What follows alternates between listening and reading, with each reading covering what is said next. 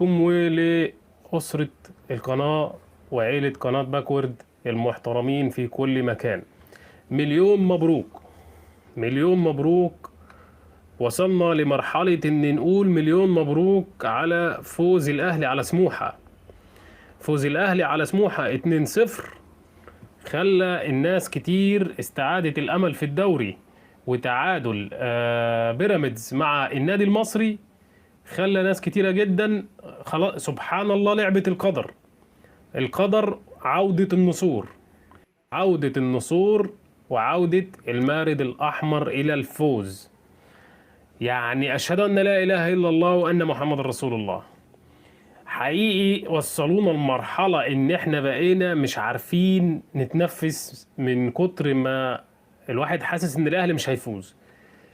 اتعادل سموحة مع النادي الأهلي في آخر دقيقة من الشوط الأول، ودي كانت كارثة، صدمة على جماهير الأهلي كأنها نزلت تاني. اللي هو بقى أنت يعني هتقول لي تاني، أنت بتفاجئني تاني. عارف أنت بقى الإحساس اللي هو خلاص أنا هولع فيك وهولع في نفسي وهولع في الدنيا. جمهور النادي الأهلي ملحمة، ملحمة. جمهور النادي الأهلي ملحمة. اللي حصل النهاردة ده فوز جبر خاطر لجمهور النادي الأهلي فقط. الجمهور اللي حرك الصخر، جمهور النادي الأهلي اللي حرك الصخر. يا رب يكون الصوت كويس. جمهور النادي الأهلي اللي خلى الناس تقول ايه الرعب ده، العب بقى يا عم، خلي عندك دم.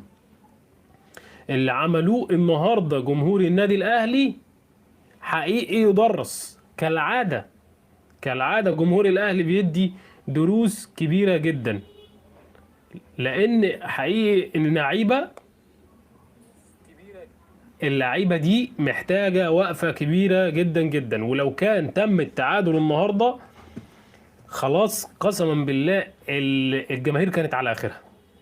اللي بيحصل ده مهزلة، مهزلة مهزلة مهزلة. أول مرة أشوف يستروب بيعمل حاجة على الخط بعد ما جبنا جون، وكأنه بيتشاهد الجون، كأنه خلاص يعني بيموت.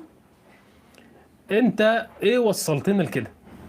ليه وصلتنا لكده وخلتنا نحس ان الاهلي بيفوز بصعوبة كبيرة جدا جدا جدا؟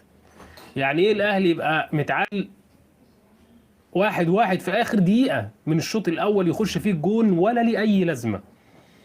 انا مش عشان كده احنا مش هنفرح الفرحة اللي الناس بقى بتقول عليها الاهلي انت فزت على سموحة في النهاية، انت ما فزتش بالدوري.